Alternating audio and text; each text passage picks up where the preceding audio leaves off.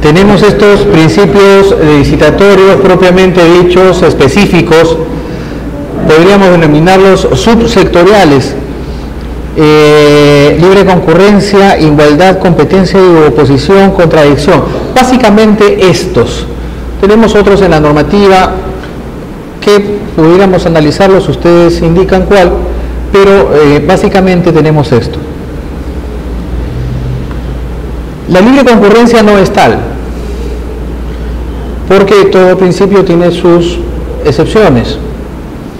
Entonces, un quebrado no puede pretender un contrato con el Estado, un sancionado tampoco, y existen pues requisitos de idoneidad en relación al objeto y por la seriedad de la oferta, nunca debido a cuestiones subjetivas. Tenemos que una restricción de la libre concurrencia es justamente la existencia del Registro Nacional de Proveedores. Quien no cuenta con la inscripción en el registro no puede participar. Tenemos también la limitante en relación al contrato de obras relativa a la capacidad económica, que tiene cada potencial contratista. Tenemos ahora, respecto de libre concurrencia, una política de fomento de las MIPES o pymes. Esto no es tan bueno en alguna circunstancia especial y en determinado tipo de contrato. Colisiona entonces la política de fomento con el principio de eficiencia.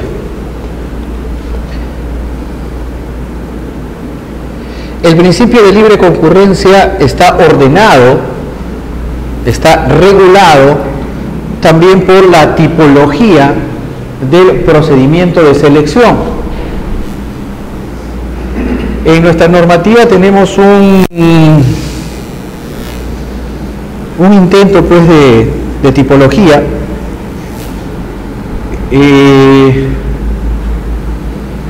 que tampoco ha sido cambiado desde la ley 80, desde la ley 26850 en 1998, me parece, corríjame si me equivoco.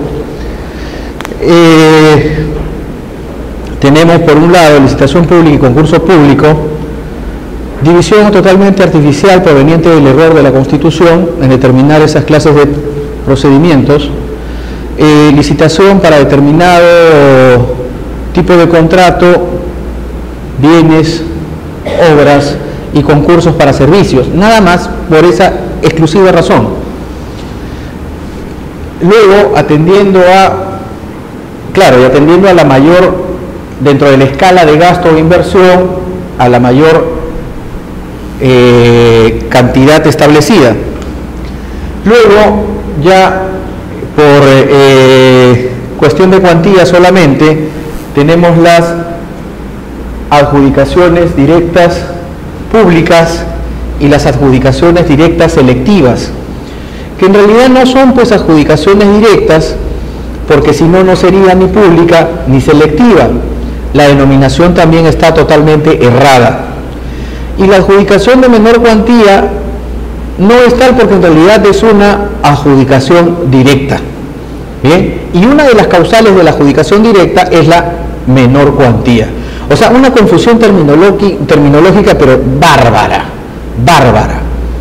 en términos estrictamente doctrinarios o académicos. Uno ya se ha hecho la idea del término, pero como que no es, uno se demora en explicarle a los inversionistas extranjeros cuando ellos comienzan a encontrar este tipo de contradicción por simplemente pues la interpretación literal de los términos, ¿no? Lo mismo sucede con el concurso de oferta, que no nos dice absolutamente nada y que se debe denominar proyecto de obra, como en todo sitio. Bien, ¿qué tenemos en cambio en tipología que ordena este principio de libre concurrencia? tenemos un tipo de procedimiento, esto es regulación europea, y concuerda también con la ley modelo, y concuerda también con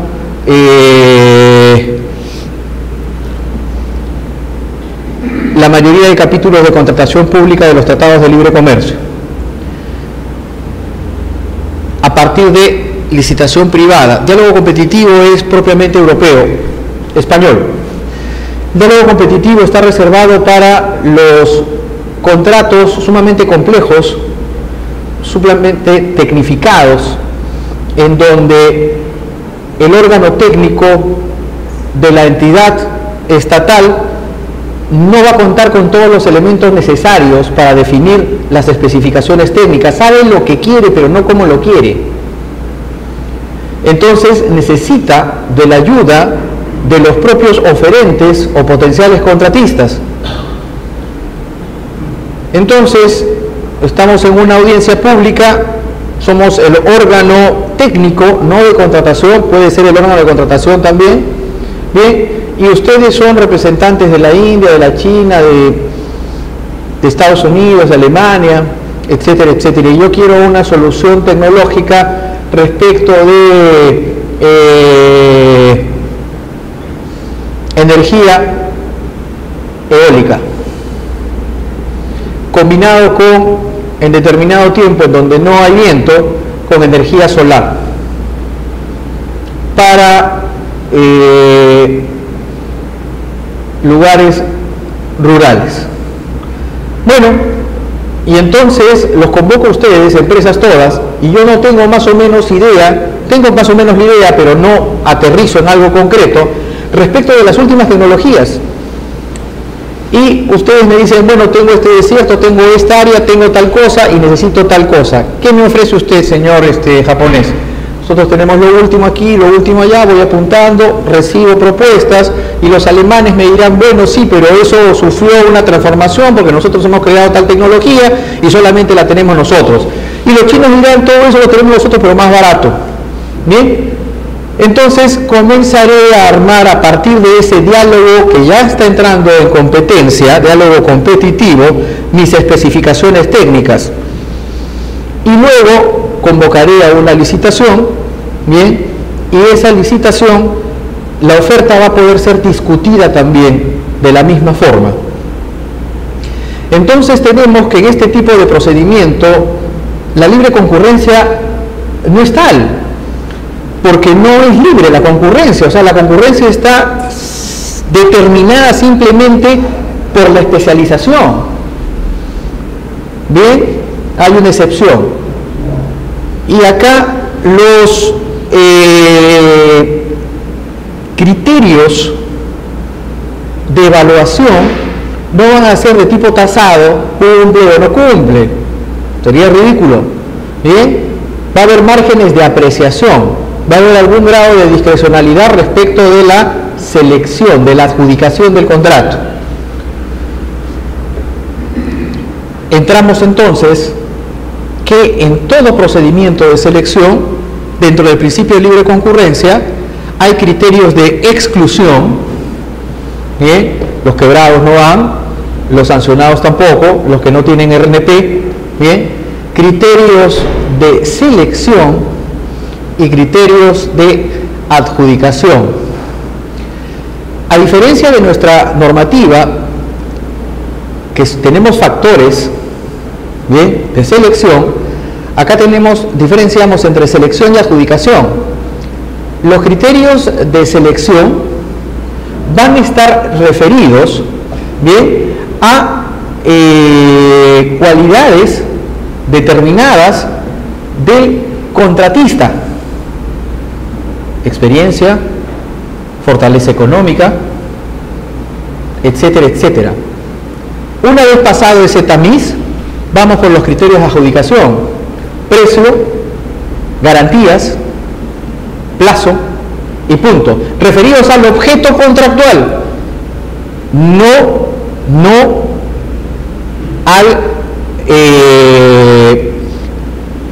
al postor. Los criterios de selección están referidos al postor, los criterios de adjudicación al objeto contractual. Y de esos criterios de adjudicación tenemos los tasados, o sea, cumple o no cumple, y los que tienen margen de apreciación. Los cambian esos criterios de selección y de adjudicación dependiendo del proceso. En el diálogo competitivo no podrá haber uno, ya lo indiqué, de tipo tasado, cumple o no cumple, presentó o no presentó, presentó 5 puntos, no presentó 0 puntos. No. Bien, no funciona así. En la licitación privada de procedimiento restringido, que es la denominación más aceptada internacionalmente, bien, tenemos que se restringe, pero no tanto como el diálogo competitivo, la libre concurrencia. Pero de todas maneras está restringida, también por un tema de especialidad. Podría ser por un tema también relativo al objeto contractual. Puede ser que estemos ante, no una emergencia, pero sí ante una línea de urgencia social, de exclusión social, de eliminación de la pobreza. Podríamos decir que entonces se convoquen licitaciones privadas o selectivas en Huancavelica, en Ayacucho, en zonas deprimidas. ¿Por qué? Porque no necesito pymes, no necesito fantasear con la experiencia improbable, con la no fortaleza económica de una pyme. Necesito empresas de experiencia, entonces restrinjo en función a lo que quiero. Podría estar totalmente justificado. No es una exoneración, es una licitación privada de procedimiento restringido. ¿Bien? Licitación público, procedimiento abierto. La libre concurrencia comienza a funcionar. Y ahí sí se admiten criterios mixtos. Podrían ser tasados y también con que admitan algún margen de discrecionalidad. Luego tenemos el procedimiento negociado y la adjudicación directa. Un procedimiento similar al diálogo competitivo. Existe en España, no se utiliza casi nunca. Bien. Y el de adjudicación directa, pero no en el entendido de una menor cuantía solamente, sino que también la adjudicación directa se aplica cuando estamos ante una exoneración. La libre elección discrecional, bien, simple, sencilla, rápida. Esas son entonces las escalas, internacionalmente hablando, tomando en cuenta regulación europea, la normativa internacional de la ley modelo y las denominaciones de los procedimientos en los tratados de libre comercio. Bien, muy distinto a lo que tenemos nosotros. Y que restringen y que se van a dar escalas respecto del principio de libre concurrencia. Una pregunta. Sí. Ahí, en esa forma que estás explicando, ¿qué peso tiene la parte económica sobre la oferta para determinar quién ha sido el ganador? Dependerá ya de lo que se quiere, ¿no? O sea, digamos, si estamos ante un procedimiento de diálogo competitivo, lo económico no va a tener tanto peso, porque más peso va a tener la solución innovativa, la solución del problema, ¿no? Digamos, lo económico va a tener siempre un peso, pero no va a ser lo determinante. Y dependerá pues de la complejidad del objeto contractual y de la regulación local. Tenemos luego el principio, me estoy saltando algo, no, de publicidad. La publicidad está derivada de la transparencia y también de la libre concurrencia. Si quiero libre concurrencia, debo publicitar la convocatoria. Si quiero transparencia, debo publicitar la convocatoria. Entonces, la publicidad deriva de la transparencia y la libre concurrencia. ¿Cómo tenemos la publicidad nosotros? A través de sistema electrónico. Bien. La restricción de la publicidad va a estar definida de acuerdo a la clase de los procedimientos selectivos. Si tengo un diálogo competitivo o una licitación privada en nomenclatura internacional, van a cursarse invitaciones y la publicidad va a estar restringida. O puede ser que de repente sea una convocatoria muy amplia, tratándose de un diálogo competitivo a nivel internacional y difundirlo por publicaciones, por internet, por todos lados. avisos en los diarios principales de las capitales del mundo. Decisiones discrecionales también en torno al principio de publicidad. Podría existir, y de hecho existen restricciones a la publicidad en las exoneraciones y en las de menor cuantía o directas. Principio de igualdad. La igualdad no está referida a la relación entre quien quiere contratar, entre el contratante y el contratista. De hecho, no hay una relación de igualdad. La relación de igualdad es desde el contratante hacia los demás postores.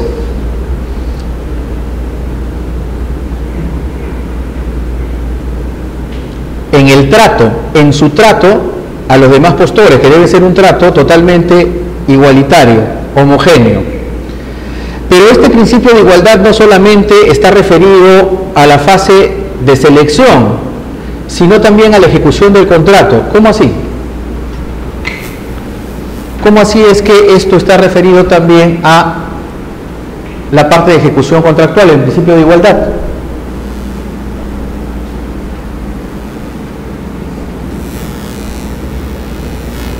Se junta un español con otro español, Viercon con Ivesur, y presentan su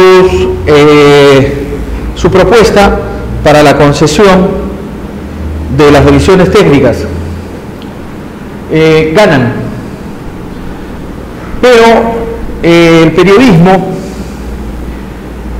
comienza a indicar que los precios con los que ganan son demasiado caros, que no son competitivos y que tienen un monopolio, y que a diferencia de lo que ocurre en otras capitales latinoamericanas, esto no está bien, que son demasiado caros. Entonces le dicen al ganador si unilateralmente podrían bajar, la municipalidad les indica si pueden bajar su oferta económica para que el escándalo pues cese, ¿no? Se difumine. Y ellos indican que sí, claro, ¿cómo no? Pero a cambio también de que no sean exigibles determinadas condiciones contractuales. La municipalidad dijo, qué bien, nos pusimos de acuerdo. Entonces, lo que ya no te voy a dar 10 años de concesión o 20 años, sino 5 años más. Y además ya no vas a poder tal garantía, o la planta de revisión no va a tener tales y cuales consideraciones. Todos felices, todos contentos.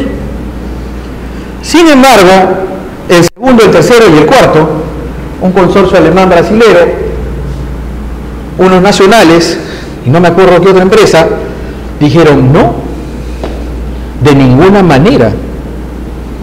Se está afectando el principio de igualdad en la fase de ejecución contractual, porque si esas hubiesen sido las condiciones de participación, nuestra oferta hubiera sido distinta y hubiésemos ganado el proceso por tales y cuales consideraciones.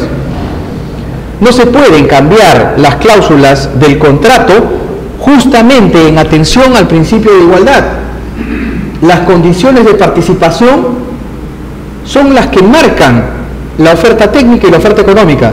Si éstas se modifican, se está afectando los intereses, el principio de igualdad respecto de los anteriores contendores. Existe también restricciones por políticas de fomento en cuanto al principio de igualdad, limitaciones de acuerdos internacionales, cuando hay plata de por medio de algún país y este país le dice, bueno, ¿sabes qué? La preferencia acá la tienen las empresas japonesas. Y sí, lo pueden hacer si el préstamo viene de Japón, la cooperación japonesa, ¿no? Tenemos cuotas de reserva. Las cuotas de reserva en cuanto a uniformes, borseguís de las Fuerzas Armadas. Se hizo esto en alguna oportunidad, fue cuestionado por la participación de una ONG Transparencia, en el Ministerio del Interior, que se otorgaba determinadas cuotas a las MIPES y agotadas esas cuotas participaban los demás. Tenemos también políticas medioambientales.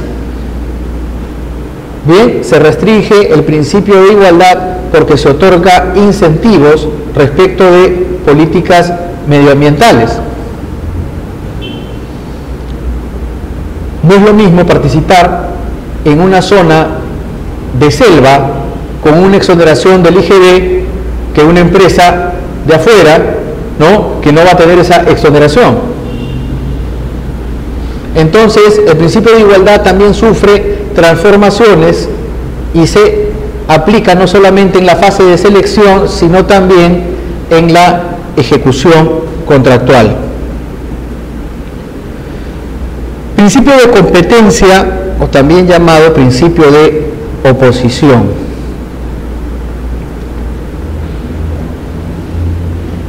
Yo no puedo adjudicar o no puedo propender una mínima participación o adjudicar un contrato sin que no exista competencia, porque el Estado vive de la competencia. El Estado va a asegurar buenas condiciones técnicas y económicas si es que existe competencia. Si no existe competencia, entonces no va a contratar bien el Estado. En el caso de la subasta inversa, tenemos el problema que, no siendo un gran mercado, como en el caso brasileño, en donde se aplica mucho la subasta inversa, se pueden formar carteles en donde no va a existir competencia, sino que nos vamos a repartir pues las licitaciones. Sin embargo, la actual normativa permite subastas inversas con la presencia de dos postores. Esto me parece una real tontería, y que quede grabado, es una tontería. No entiendo yo cómo, existiendo recomendaciones de tipo internacional respecto de la aplicación de la subasta inversa, se permite subasta inversa con dos postores. Se reparten el mercado, hacen lo que quieren y después se quejan, ¿no? Los medicamentos para el cáncer están caros, nos vendrá el medicamento, no sabemos qué hacer. Pero ¿cómo no van a saber qué hacer? Será lenta pues el procedimiento clásico, el procedimiento denominado clásico, una licitación, pero va a ser más efectivo que una subasta inversa. Y si tienen problemas, bueno, exoneren y llevan a cabo un procedimiento de selección, mejoren las normas de la licitación pública, pero no pues hagan tonterías como una subasta inversa con dos. Si convoco una licitación para alfileres, una subasta para alfileres, exagerando la cosa, en Brasil se van a presentar varias compañías, porque hay mercado, porque es enorme, pero acá no pues. Y esa es la realidad de la subasta inversa, se aplica en ese escenario de mucha competencia para bienes comunes, sencillos, en donde no va a prevalecer cuestiones de carácter técnico, sino principalmente el precio. Se va a cumplir con determinados estándares en cuanto al bien, y se acabó. Pero hay una deformación del principio de competencia u oposición respecto de la subasta inversa. También hay una deformación en el caso de convenio marco, porque en el convenio marco hay un problema y es el de la doble discrecionalidad. ¿Se acuerdan ustedes que indicamos hace un momento, hace una hora, que una de las decisiones discrecionales era la determinación de especificaciones técnicas? Ahí existe una decisión discrecional y es dificilísimo el control, dificilísimo, porque ¿cómo yo puedo determinar y controlar de que tu computadora tenga tales y cuales características y sea adecuada a tu presupuesto y a los fines para los que quieres la computadora? Difícil, ¿no? Pero se puede cuando hay exageraciones, cuando hay deformaciones, cuando la cosa es totalmente pues escandalosa. Yo determino esas especificaciones y quiero comprar de acuerdo a esas especificaciones. Ya pasé una decisión discrecional, fácil, ¿bien? Y ahora tengo otra, elegir el proveedor y tengo 5, 6, 10 proveedores y tan solo voy a apretar un botón y tengo otra elección discrecional sin ningún control.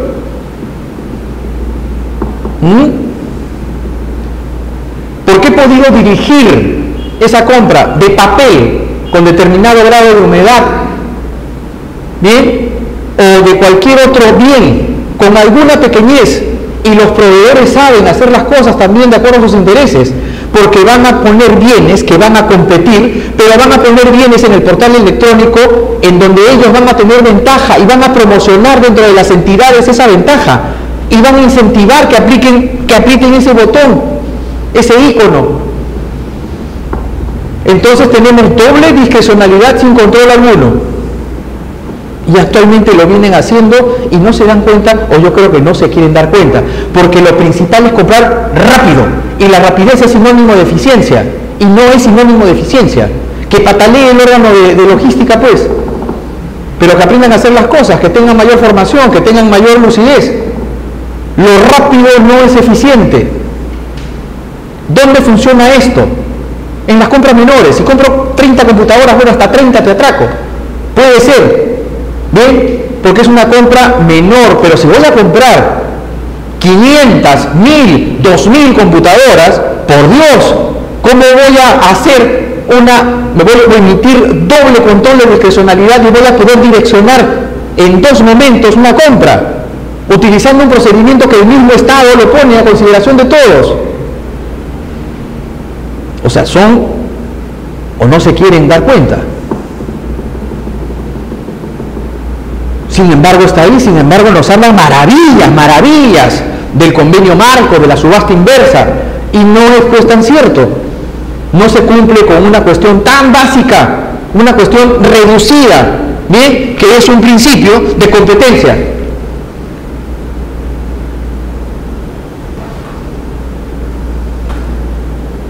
El principio de competencia u oposición tiene que ver también con relación con exigencias subjetivas. Pero esto se controla a través de las consultas y observaciones. No sé si en la sala que integrabas tú, o creo que era Veramendi, o con el doctor Veramendi también integraban una sala, dieron una resolución en donde colocaron, citando a Domi, que en caso de duda, para eliminar a un postor, prevalece la participación del mismo, justamente en atención a este principio. En caso de duda prevalece la competencia, porque el Estado vive de la competencia. ¿Dónde se afecta también el principio de competencia y oposición? Justamente tenemos que entrar al principio de contradicción. El principio de contradicción es el derecho de impugnar las decisiones de la administración, así de claro, así de fácil. ¿Bien? No se identifica con una garantía de doble instancia, porque en derecho administrativo no existe esa garantía de doble instancia. La doble instancia se da en sede judicial. La primera en sede administrativa y la revisión en sede judicial en un contencioso. Bien, ahí está la garantía de la doble instancia. Entonces, no existe y no se identifica la doble instancia con el principio de contradicción. ¿Cuál es el sustento del principio de contradicción? La transparencia, a la cual nos hemos referido anteriormente, el principio de legalidad, el control y también la eficacia o eficiencia. Tenemos un problema con los recursos en nuestra normativa. ¿Se acuerdan que les hablé, se acuerdan hace un momento del sistema de dualidad de jurisdicción? Nosotros tenemos una unidad de jurisdicción, a diferencia de Francia y Colombia. Tenemos la garantía de revisión de las decisiones de la administración en sede judicial. Esa es una garantía constitucional. Sin embargo, esto no se cumple materialmente en la praxis respecto de las impugnaciones ante el Tribunal de Contrataciones. ¿Cómo así? Porque la adjudicación del contrato si es mal resuelta por el tribunal, nadie en su sano juicio va a recurrir al contencioso administrativo porque va a demorar 1 año o 2 cuando ya se terminó el contrato de ejecutar, tornándose entonces en ilusorio ese derecho, bien, de acceder dentro de la unidad de jurisdicción al Poder Judicial. Por lo tanto, hay una jurisdicción administrativa de facto y tendremos dualidad de jurisdicción de facto, porque no se va a poder cuestionar la decisión del tribunal a tiempo. Es totalmente importante entonces una decisión, que se pronuncie respecto de todo lo que pueda pronunciarse el tribunal, porque su decisión va a ser casi inamovible. Antecedentes del principio de contradicción lo tenemos en todo el derecho comparado de contratación pública, en la ley modelo, en los acuerdos de la Organización Mundial del Comercio y en los tratados de libre comercio. Pero ¿qué dice este principio de contradicción respecto de el Tratado de Libre Comercio con los Estados Unidos y el Tratado de Libre Comercio con la Unión Europea? Que debe hacerse, que tendrá derecho el impugnante a una solución bien rápida, eficiente, ante un órgano distinto del licitante. Y en este momento el principio de contradicción está restringido, bien, por la tipología del procedimiento de selección. No van las adjudicaciones de menor cuantía, no van las adjudicaciones directas selectivas. En ese caso, ¿qué se hace? Se recurre ante el órgano licitante. ¿Y qué pasa si soy norteamericano? ¿Qué recomendarían ustedes al postor norteamericano? Tiene un tratado de libre comercio. ¿Qué hace? Yo demandaría la aplicación y que me den la instancia. Y se la van a dar. Porque estamos hablando de un tratado que prevalece sobre la normativa local, la ley. Pero ¿y qué pasa entonces contra el que no es norteamericano? No accede a la instancia. Tendría que acceder, pues, colgándose del tratado. Pero materialmente entonces existe una discriminación a favor del extranjero respecto del postor nacional. Tendría que verse cómo se puede homogeneizar este punto.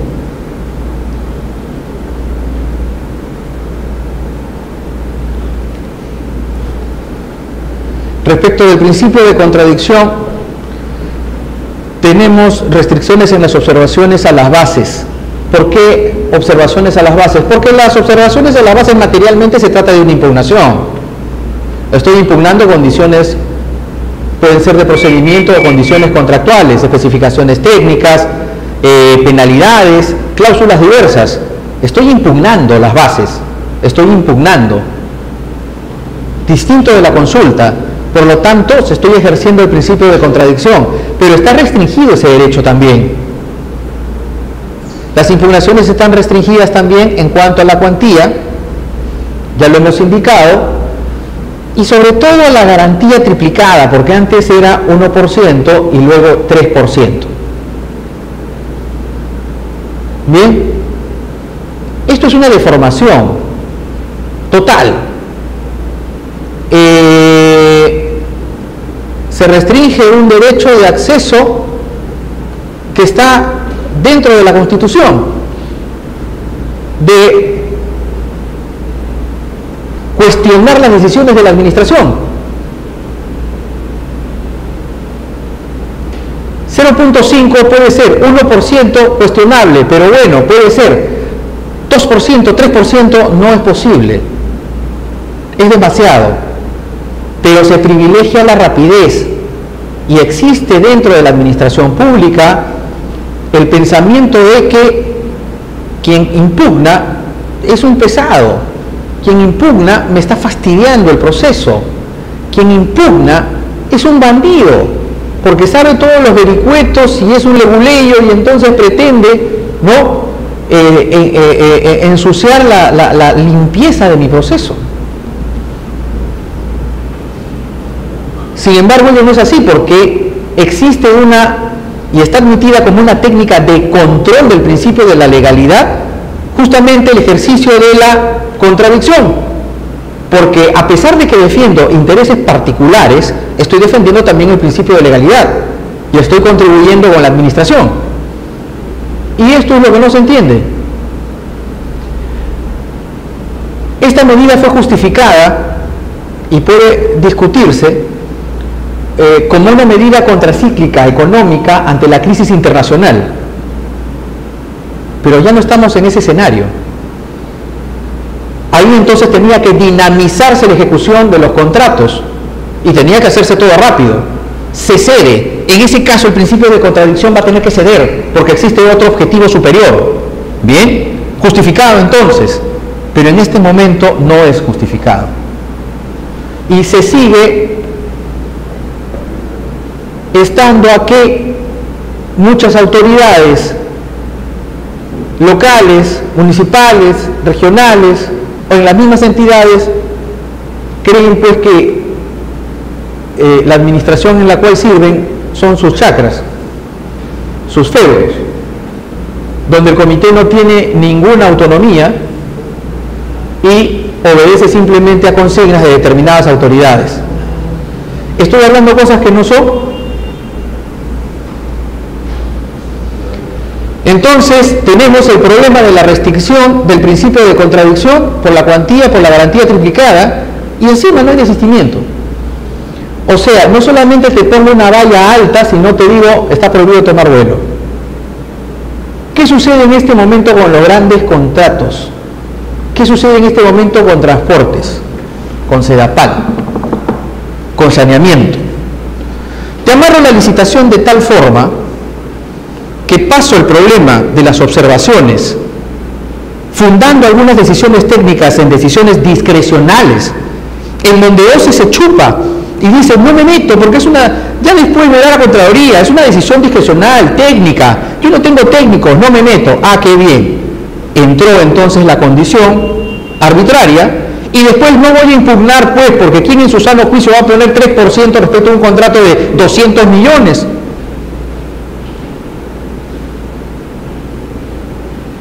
Entonces aseguré bien el contrato, ¿no?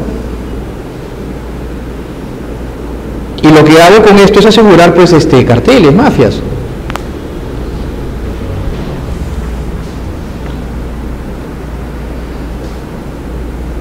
¿Qué tengo luego de esto?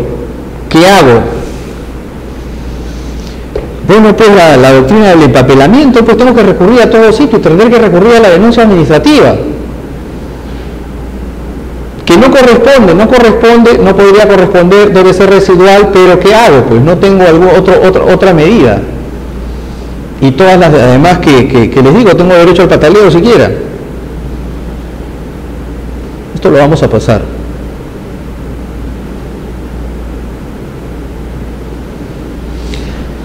Entramos ahora un poco a ver lo que es los principios aplicables. ¿Alguna pregunta, por favor? ¿Alguna intervención? El palco.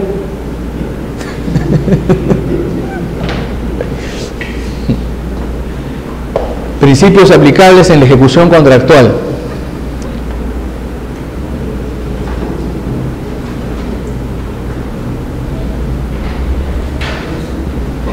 En la ejecución de los contratos tenemos que existen pues el principio de legalidad también. No existen prerrogativas públicas, no existen, potestades que nacen del aire. No existe un jus variandi que pueda ser asumido por el Estado y que pueda modificar unilateralmente el contrato invocando el interés público. Eso para los argentinos, ¿no? Y ya vemos cómo están. Tienen todavía esas cosas dentro de su normativa, que no tiene que ver y que se desdice de lo que es predictibilidad, de lo que es seguridad jurídica. Nosotros no tenemos eso y nos remitimos al principio de legalidad. Existen algunas prerrogativas que son distintas de las potestades públicas. Las potestades no necesitan norma, las prerrogativas sí. Bien, la potestad sancionadora no necesita norma, el Estado tiene por sí la potestad sancionadora a través de normativa también, aún sí. Bien, pero en cambio las potestades contractuales sí no existen. Existen las prerrogativas públicas, reserva de ley, principio de legalidad, etcétera, etcétera. Entonces, ¿cómo aplico el jus variandi? A través de los adicionales. No dice me voy a poner de acuerdo con el contratista. ¿Qué dice la norma? La entidad podrá ordenar adicionales. Ordenar, pero no son contratistas. No, existe una ventaja pública. Podrá ordenar adicionales hasta por, etcétera, etcétera. Entonces, primer principio al cual nos remitimos en la ejecución contractual es el principio de legalidad. Tenemos el principio de buena fe, esto debe estar presente siempre. La buena fe, principio de derecho, aplicable obviamente al derecho administrativo. Principio de buena fe que debe estar siempre presente en la interpretación de las cláusulas contractuales. Aplicación pura del derecho civil. El equivalente económico o mantenimiento del equilibrio económico financiero del contrato. Cosas mayores. Esto está en casi todas las normativas de contratación pública, la nuestra no. Puede ser que indirectamente a través de algún articulito por ahí, pero no está establecida como tal. ¿De qué trata esto? Primera Guerra Mundial, bloqueo alemán, puerto de Burdeos, comienza a encarecerse el servicio de alumbrado público, que en ese entonces era a gas, pero este gas salía de un determinado tipo de carbón y ese carbón venía por barco, pero estando bloqueado el puerto, el proveedor le dijo a la municipalidad de Burdeos: ¿sabes qué? Reconóceme esto, acá se está distorsionando el contrato, las condiciones no son las mismas, tienes que reconocerme. Entonces se establece que a través de la decisión del Consejo de Estado que se pronunció respecto de este caso concreto, se establece la doctrina del mantenimiento del equilibrio económico financiero del contrato, determinándose que en todo contrato, a partir de darse las condiciones del contrato y la presentación de la oferta y de adjudicarse el contrato, existe ya un equilibrio, y ese equilibrio puede sufrir distorsiones por factores exógenos y tendrá que restablecerse el mismo. Pero la doctrina del Consejo de Estado francés señala que el restablecimiento debe estar dado más allá del riesgo empresario, es decir, habrá determinado riesgo que tendrá que asumir el empresario y que simplemente se reconocerá un aumento en la prestación, pero para que no quiebre el contratista. En ningún caso se va a reconocer su utilidad, porque es un colaborador, co-colaborador de un interés público que debe prevalecer. Luego la doctrina evoluciona y determina que no se debe reconocer solamente el determinado monto de la distorsión económica que atienda a la no quiebra del contratista, sino que también se debe reconocer la utilidad. Y esto en atención a otro principio que es el de igualdad ante las cargas públicas. Si por los tributos se solventan las obras y los servicios, entonces el contratista tendría una distorsión en esa equivalencia porque estaría pagando más que todos los contribuyentes. Por eso entonces se debe reconocer el lucro cesante. Eso tenemos en este momento, repito, en todas las normativas, en casi todas, nosotros no lo tenemos, pero se puede aplicar tranquilamente, y de hecho se ha hecho en algunos laudos, a través del principio constitucional de igualdad, en su derivación de igualdad ante las cargas públicas. Entonces, aplicando la Constitución, es posible aplicar en casos de distorsión económica del contrato, más allá del riesgo empresario, por factores imprevisibles, irresistibles, etcétera, etcétera, se puede aplicar la teoría del equivalente económico o del mantenimiento del equilibrio económico financiero de los contratos. Esto se aplica más que todo en los contratos de largo plazo, en las concesiones, pero de acuerdo a esta concepción, esta explicación doctrinaria que les acabo de dar a través de la igualdad de las cargas públicas, se aplica también en contratos que son distintos a los de concesión. La excepción de incumplimiento. ¿Qué cosa es la excepción de incumplimiento? Simplemente, exceptio non ad impleti contractus, más complicado en latín, pero que significa sencillamente que si tú incumples, yo incumplo. ¿Y esto dónde se da? Si tú no me pagas, Estado, yo no voy a soportar tu mora indefinidamente, entonces te puedo resolver el contrato. Pero si nos vamos al derecho argentino, esto no está permitido, sino en cuestiones groseras, después de 6, 8 meses se puede resolver el contrato, en la misma normativa española también, por la no aplicación de la exceptio non ad impleti contractus. En cambio nosotros, yo creo que en una posición más realista y de incentivo de la participación de los contratistas, sí tenemos esta excepción de incumplimiento. Y está definida en el supuesto de hecho que ante incumplimiento de obligaciones esenciales del Estado, del contratante, se puede resolver el contrato. Sí. En este tema de excepción de incumplimiento, una de las condiciones esenciales del contrato que quiere hacer el pago, por ejemplo, yo he dado la prestación, la entidad no me quiere dar la conformidad en consecuencia del pago, y yo puedo resolver el contrato aduciendo una obligación esencial y el no cumplimiento del pago. Claro, se hace constantemente. Una obligación esencial es el no pago. Se puede atender también al argumento que si yo participo en este tipo de procedimientos debo tener determinada fortaleza económica, pero no es el caso, porque estoy ya entrando también contra el derecho de propiedad, y el derecho de propiedad lo tengo respecto de la utilidad proyectada a tiempo. Luego tenemos principios aplicables en la ejecución contractual de eficiencia, porque todas las decisiones que se tomen van a tener que ser amparadas también con este principio. Y acá una salvedad.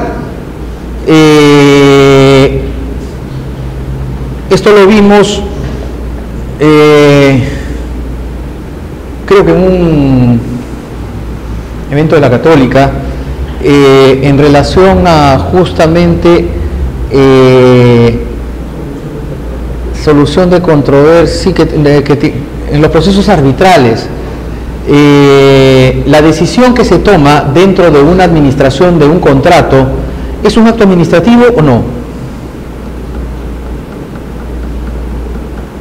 Yo voy a controlar la legalidad de una resolución contractual de parte del contratista, bien, a través de la excepción de incumplimiento, de acuerdo al Código Civil, porque será un acto administrativo esa decisión de resolver el contrato. Pero si la resolución contractual proviene de parte de la administración, ¿cómo voy a controlar la legalidad de esa decisión? atendiendo a los preceptos que regulan el acto administrativo? Existe duda porque el acto administrativo está regulado en una relación lineal. Pero por otro lado, es aceptado por todos que la resolución que resuelve un conflicto en la fase de selección a través del Tribunal de Contrataciones del Estado es un acto administrativo. Pero ahí podemos hablar de que se trata de una decisión de un órgano colegiado y que la función administrativa está más clara que en el caso de la administración de un contrato, que puede ser una sola decisión respecto de ejecuta aquí, ejecuta allá, te doy la ampliación de plazo, no te doy la ampliación de plazo, procede gastos generales, no procede gastos generales.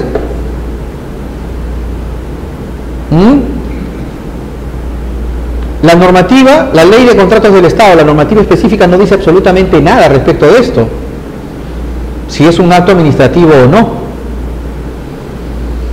Entonces pudiera ser que se forma pues un tribunal arbitral civilista con nuestro amigo Mario Castillo a la cabeza y determina pues que no.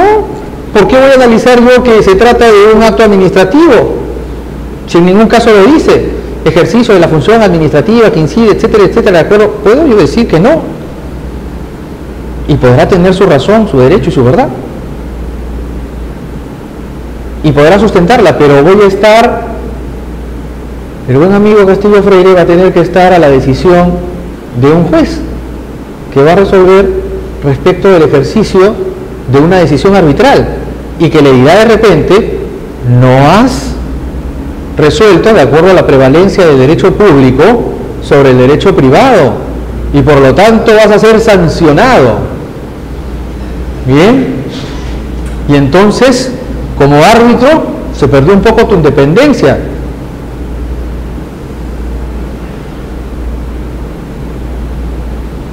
Entonces por ahí que hay problemas en relación a este punto que hemos traído, que se ha derivado, que se ha extendido, hablando de la eficiencia como principio aplicable a la ejecución contractual. Creo que esto ya lo hemos hablado. ¿Alguna pregunta?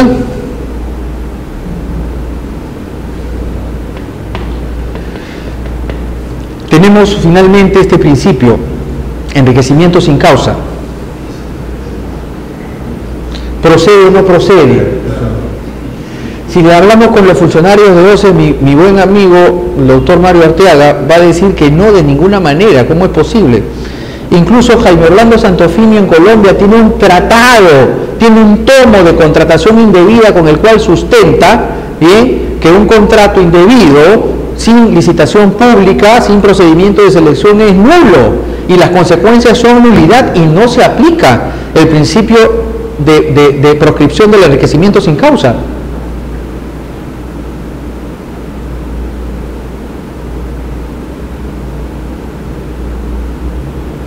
Yo creo que si no se aplica, el principal perjudicado va a ser el Estado, porque muchas veces el Estado recurre a este último recurso diciéndole al mismo contratista, por favorcito, solucioname el problema. ¿Sabes qué? No puedo hacer la exoneración porque el directorio no se reúne y entonces no puedo. ¿Bien? ¿Y cómo me vas a quitar la seguridad? Necesito decisión del directorio para la exoneración. ¿Cómo voy a contratar así a otro? Si tiene 100 vigilantes, por favor, quédate. Después regularizamos o lo paso por una menor cuantía, fraccionamos, ¿qué importa? Pero quédate. Sí, pasa un mes, pasa 2 meses, entra otro, se hacen los tercios, dicen no, ya no, y entra otra autoridad y de ninguna manera, no hay contrato, no hay licitación, ¿qué es esto? ¿No? Sin embargo, ¿deben cuánto? 200, 300, 1000 soles. ¿Y cómo lo recuperas? Solamente por esto, enriquecimiento sin causa. Hay un enriquecimiento de un lado, un empobrecimiento del otro. yo creo que sí es una salida para la misma administración pública. En el caso de obras también, dame el adicional, sí te lo voy a dar, pero ¿cuándo? Ejecuta nomás, y después, bueno, pues después si no pasa nada, mírenme el enriquecimiento sin causa por ahí en el proceso arbitral correspondiente y punto, y es una solución. Así que no entiendo cómo es que quieren que este principio general de derecho civil desaparezca. ¿Preguntas? Les agradezco mucho por su atención.